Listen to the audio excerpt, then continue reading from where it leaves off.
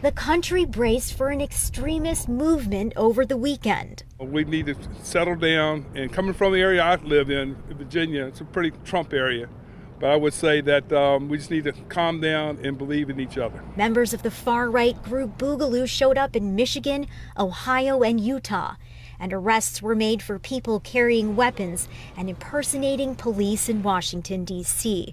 But across the country, protesters were largely outnumbered by law enforcement and journalists. Do I want to have the National Guard on my streets? No, but do I want anything that's destructive, burning the city or whatever else? Absolutely not. I would rather be over-prepared than not. And so far, things have been peaceful, and that's great, and we're looking forward to that throughout the day. Even in the nation's capital, an eerie quiet. Tall metal fencing and members of the National Guard as far as the eye can see.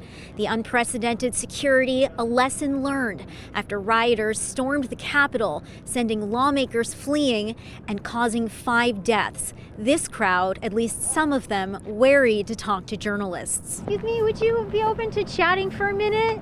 Thank you, no. To the extent that I would judge the president or most of his supporters by the activities of 6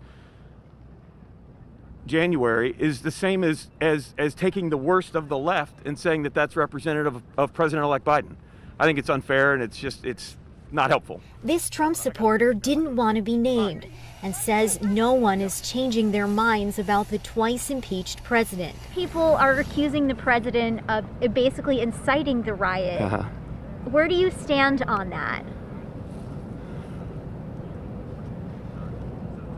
I think it's a hard question, and it depends on where you come from to begin with. Counterterrorism experts say it's a dark and uncertain time. The country is in a very dangerous moment, almost parallel to the feeling we had in the country after 9/11. They say an insurgency could continue after President-elect Joe Biden's inauguration, but it may not mean storming of government buildings. It's going to be a very sort of precarious time going forward because the Capitol event siege tactic may not be the tactic that we have to confront going down the road. An official tells Newsy National Guard members have been trained in handling improvised explosive devices after pipe bombs were found outside Republican and Democratic headquarters. But protesters this weekend say the violence on January 6th doesn't define them. I'm here for good. I'm not here to cause any rift or any trouble or nothing negative. Joe Biden hasn't even been inaugurated, and our First Amendment rights are already being taken away.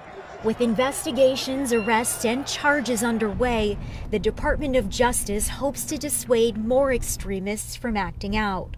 But I want to send a clear message to anyone contemplating violence, threats of violence, or other criminal conduct.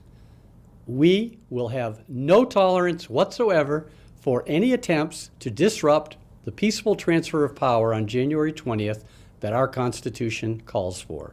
But members of far-right groups are getting harder to monitor as they move their online chatter to private messaging apps, where experts say they'll become more radicalized. Well, I'm retired military, and we were told whenever you see a lot of military in a city, it's not good.